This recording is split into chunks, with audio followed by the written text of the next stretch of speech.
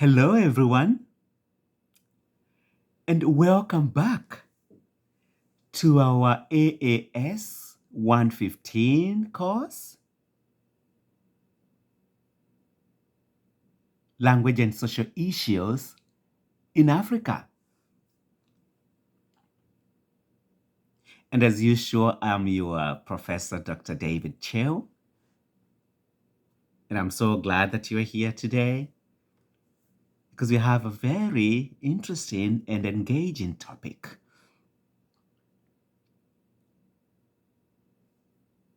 Today, I'm going to talk about African languages in anti-colonial, ethnic, racial, religious, and class supremacies. That's right. That's our topic today. We're going to be talking about African languages in all sorts of supremacies, right?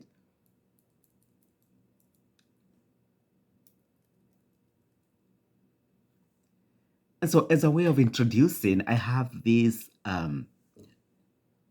little subtitle that I'm calling Language as Power and Language as Poison. Language as power and language as poison. And so as usual, I'll start by saying language is never neutral. Just as I've done with all my previous lectures, language is never neutral. It encodes hierarchy.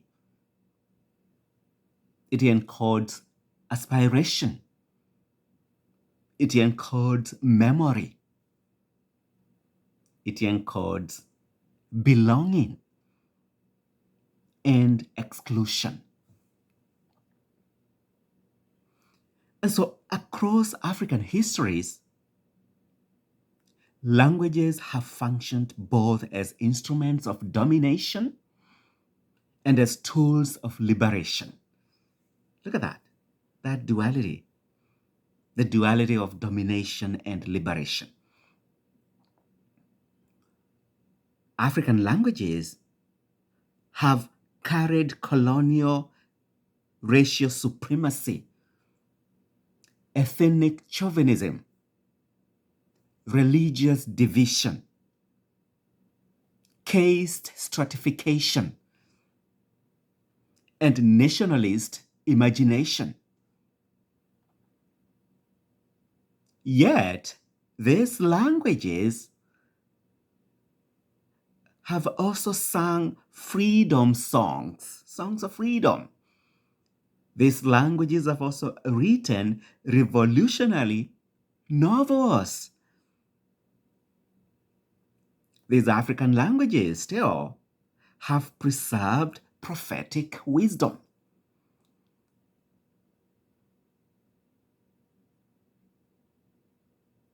And so this lecture,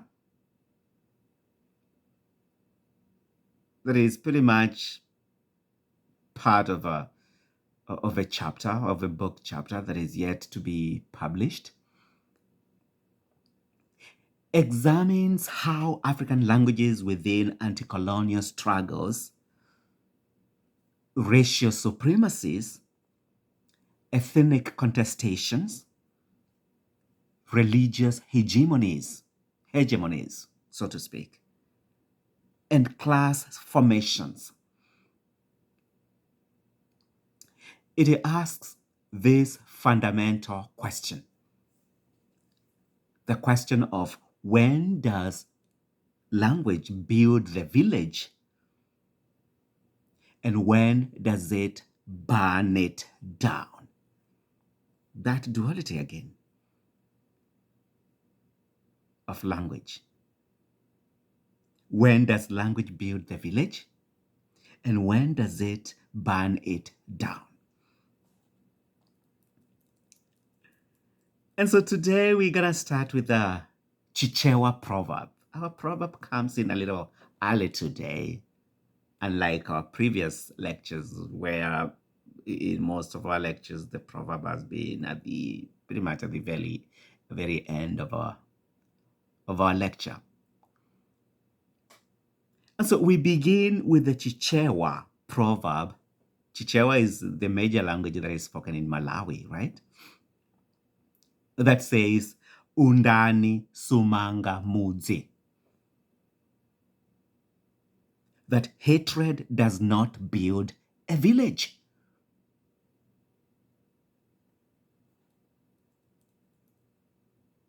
So just some few facts about Malawi. I have a retired colleague who is from this country, Emeritus Professor Sam Muchombo. He acted as my mentor for 10 years. From the time I moved to the University of California, Berkeley, from the University of Wisconsin, Madison. This great scholar has really helped me navigate through academia. And he's pretty much acted as my mentor. I inherited this course from Professor Sam Muchombo. He's the one who used to teach language and social issues in Africa until his retirement 2 years ago.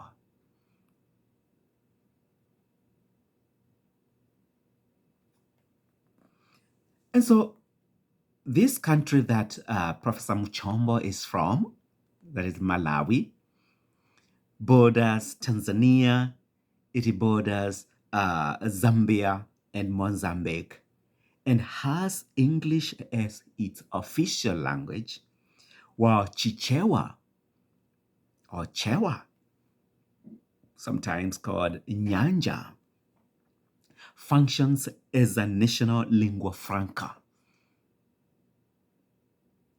And so the proverb reminds us that hatred is corrosive.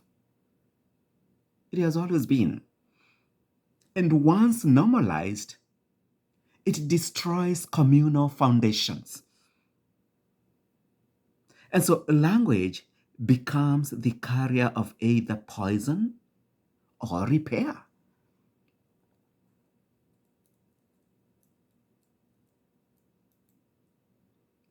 And so with that introduction of few facts about Malawi and the proverb that is pretty much guiding our lecture today, allow me to dive into the issue of colonial language hierarchies and internalized supremacy.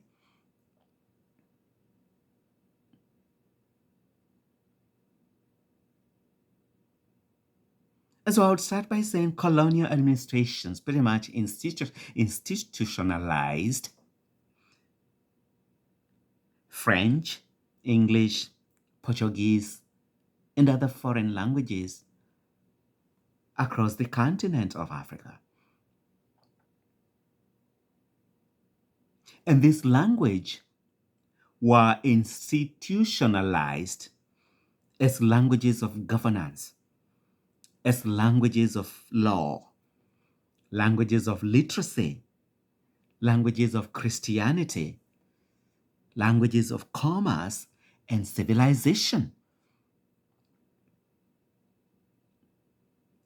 And African languages were dismissed as tribal. They were dismissed as primitive. They were dismissed as emotional or pre-modern, as observed by a couple of scholars, Fanon in 1967, Ngũgĩ Thiong'o in 1986, Mazrui in 1998.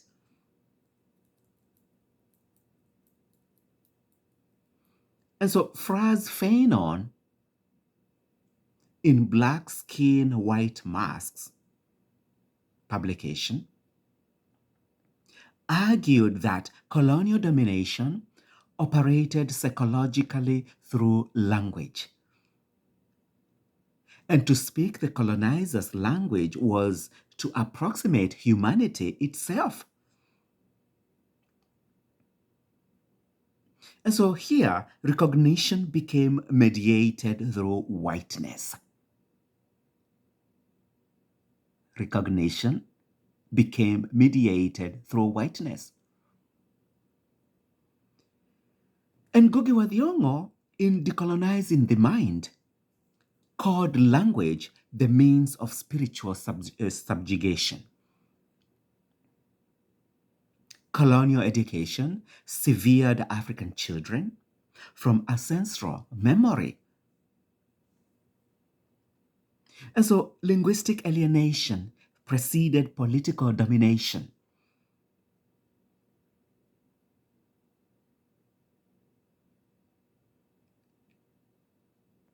Or in other words, colonial supremacy operated linguistically before it operated territorially.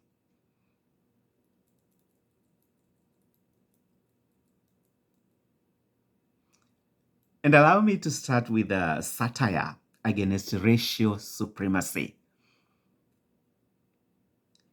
And I have this poem that I've pretty much used in my Swahili classes. We showcased this poem in a number of Words in Action events that is hosted by Berkeley Language Center. And we are thinking of doing the same this year. Pretty much undecided between using this poem and the East African anthem. And so I'm giving students a chance to choose, to let me know which one they prefer for this year's event. And so the poem is titled Mzungu Kutuita Bwana by the late poet Abdallah Mwasimba, that captures internalized colonial desire. And one of the lines in one of the stanzas, it has 6 stanzas, says, and I'll give the English translation. It says, you might speak fine English, smooth and eloquent, but if your skin is dark, who would praise you? And the refrain of the entire poem, each stanza has 4 lines, says that the white man calling us sir, thanks be to God, or praise be to God. And this refrain is deeply ironic. It exposes the absurdity of celebrating dignity only when granted by colonial validation. And so language here becomes satire. It reveals the pathology of racialized recognition.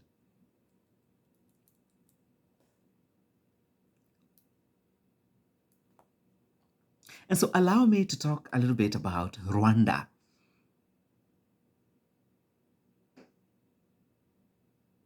Concerning linguistic violence and genocide.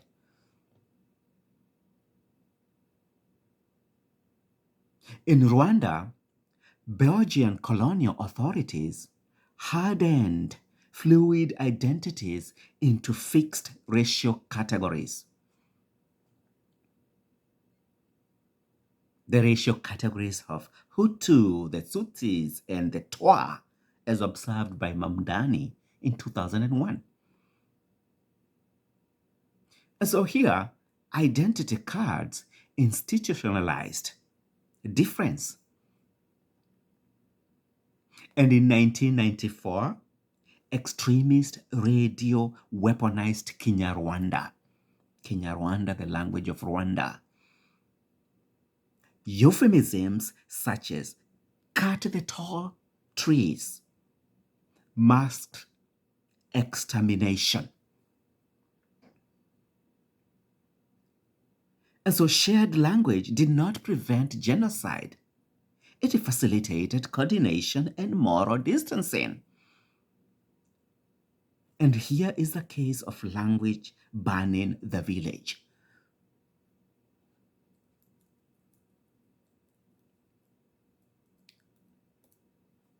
I'm going to move over to the issue of religious supremacy and linguistic hierarchy, with a specific example of northern Nigeria, northern Nigeria's Islamic Linguistic Authority. And so in Nigeria, especially the Islamic North, Hausa dominates regional communication. Arabic holds sacred authority in Quranic scholarship.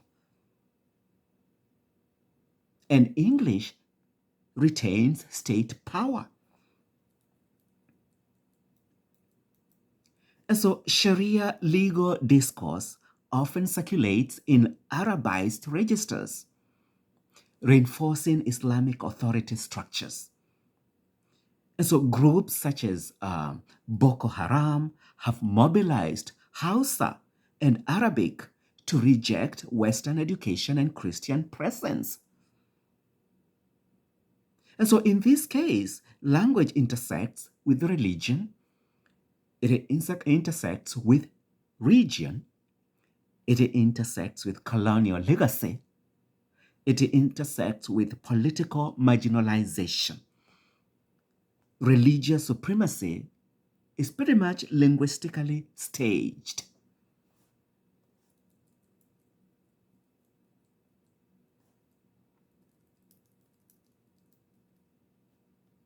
And then as a way of extending that religious discourse that I just talked about,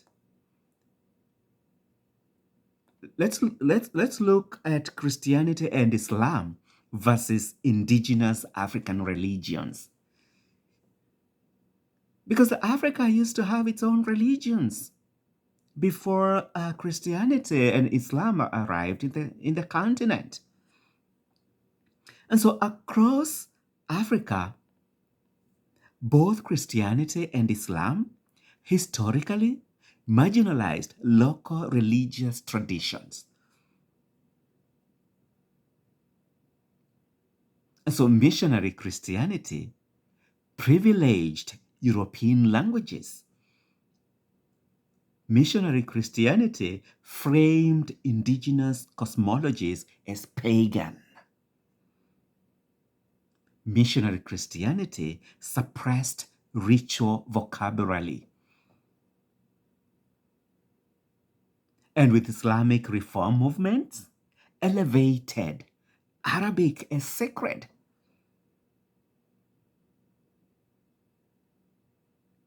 Islamic reform movements positioned local ritual practices as un-Islamic innovations.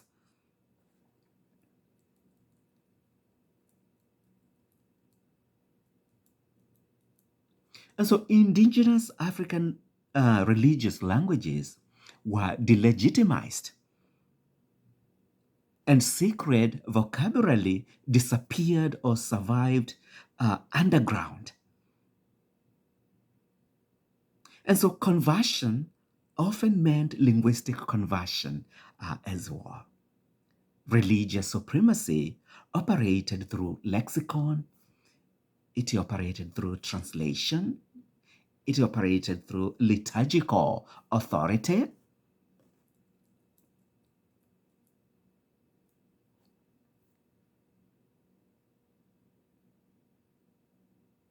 And so with that, allow me to talk about South Sudan.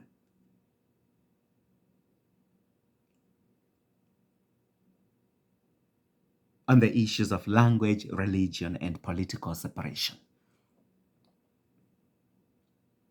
In South Sudan, decades of conflict with Sudan's Arabized North linked Arabic with political domination.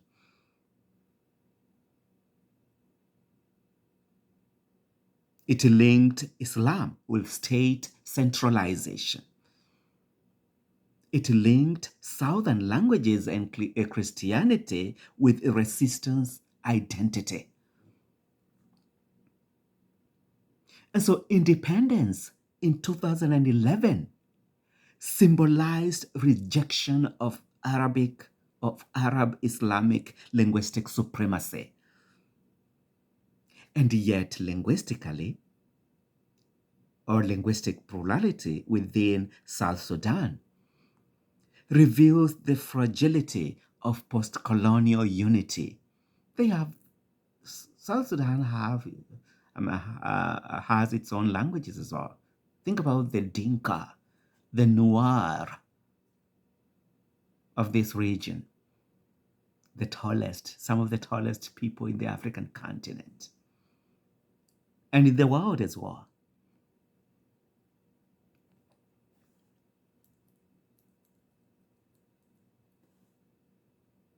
And so I would like to talk about class supremacy and linguistic capital.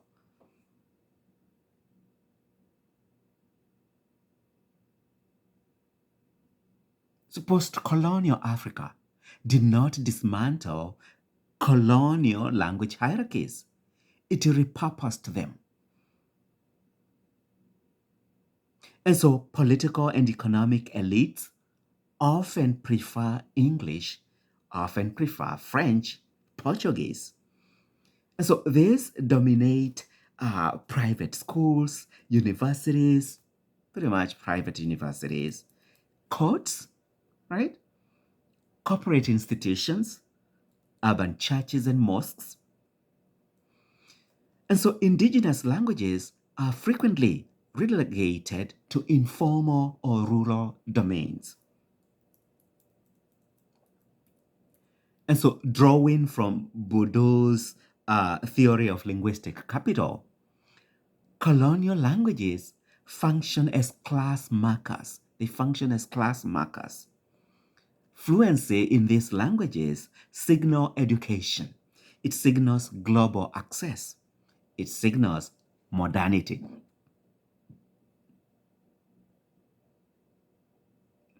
And so accent discrimination produces social stratification.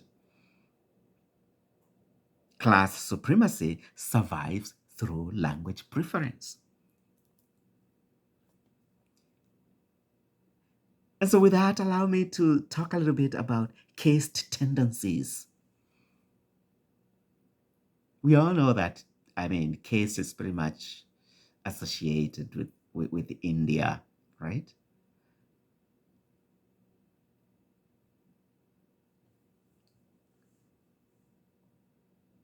And so caste tendencies that is associated with African Indians in East Africa.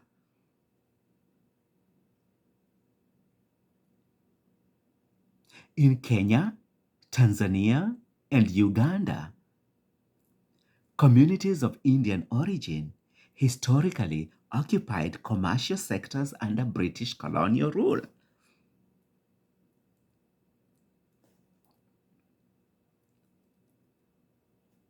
And so while many have integrated fully into national life of these countries,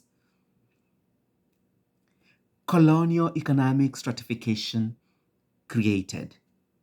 They created racialized business hierarchies. They created urban commercial enclaves. They created linguistic separation, where they pretty much speak Gujarati and English.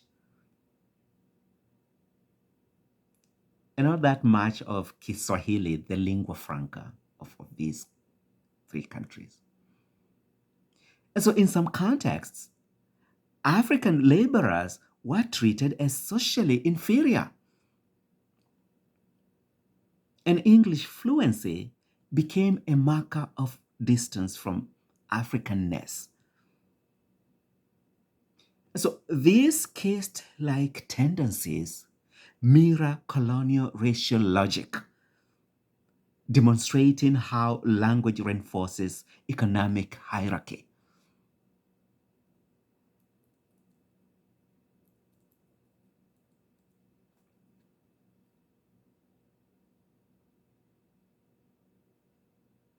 So with that, allow me to talk about Ethiopia. Regarding the issue of ethnic federalism and linguistic sovereignty.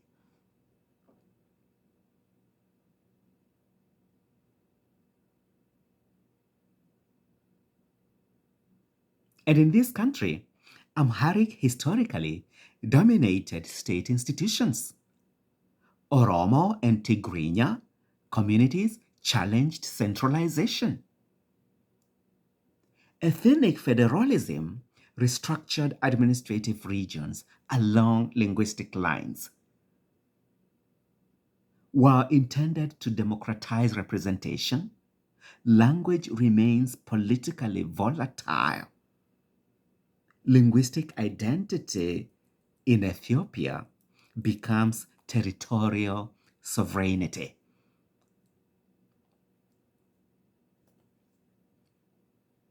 And in Somalia, where we have linguistic unity but clan fragmentation,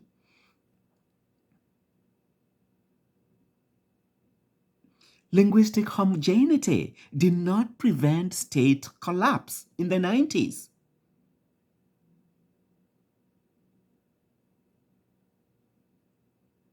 When Siad Barre's administration collapsed,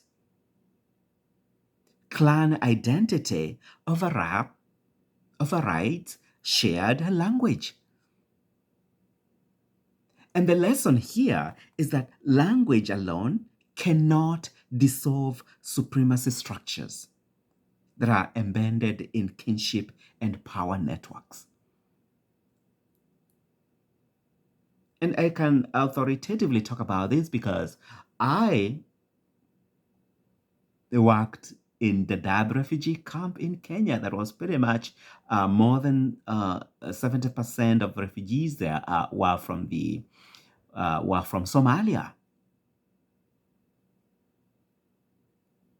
And during my stay there, I could hear the kinds of conversations that they were having regarding the clanism, the shared Somali language, and how some of them found their way to this huge refugee camp in Kenya, Dadaab refugee camp, that houses more than 300,000 refugees. And so with South Africa, language acts as a liberation tool. Under apartheid in South Africa, Afrikaans symbolized white minority rule, particularly after the 1976 Soweto uprising. And yet African languages became vehicles of resistance. Songs like Senzenina, songs like Shozoloza, that we're going to be playing in class shortly, transformed Zulu and Xhosa into collective political theology, as observed by Coplan in 2008. And so here is a case where language rebuilt the village, so to speak.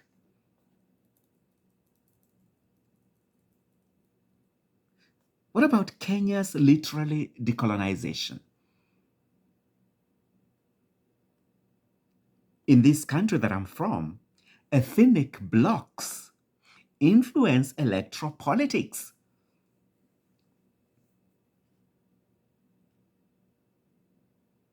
Look at the political spectrum right now, right? Where the president is from, where some of the opposition figures are from, the ethnic communities that they come from.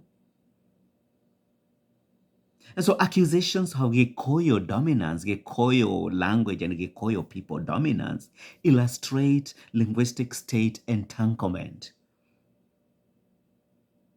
And Ngũgĩ wa Thiong'o rejected English and wrote in Gikuyu, as we observed before.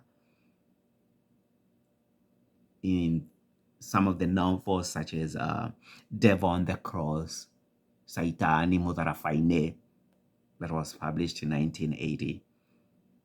Wizard of the Crow, that was published in 2006, that translates to Morogi wa Kagogo. in Gikuyu. I also had my favorite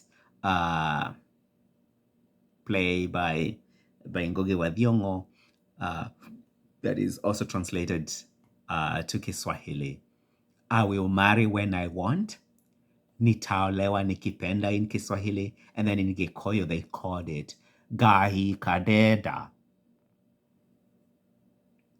And so writing in Gikuyu was not ethnic supremacy, but anti-colonial democratization.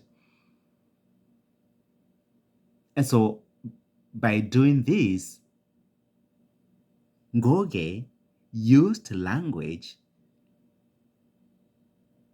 for reconstruction rather than division. And so how do we rebuild the village? Across cases, in Rwanda, language amplified genocide. In Nigeria, religious rhetoric intensified division.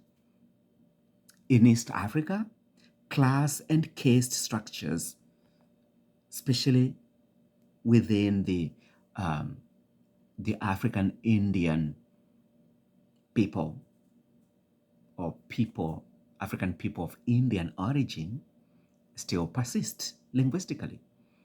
And in Ethiopia, language structures federal sovereignty. In South Africa, we just saw that song, the Soweto uprising songs, mobilized liberation, so to speak. And in Kenya, again, indigenous writing reclaims agency. And so the tension remains. Does language serve domination or liberation? And going back to our Chichewa proverb from Malawi, this proverb answers ethically. Undani sumanga muzi. Hatred does not build a village. African languages are vessels. And what they carry, supremacy or solidarity, depends on political imagination and moral commitment. And so the responsibility of scholars and educators is not merely analytical, it is ethical, to cultivate languages as instruments of dignity, as instruments of reconciliation, as instruments of shared humanity. And so with that, I'd like to thank you for being part of our lecture today. Thank you so much. I hope you gained something from our lecture. And we're going to head over to our discussion questions that are again divided into 3 sections. 5 discussion questions, pretty much open-ended discussion questions that will be followed by 10 multiple choice questions. And then we end up, we'll round up with 5 true-false questions.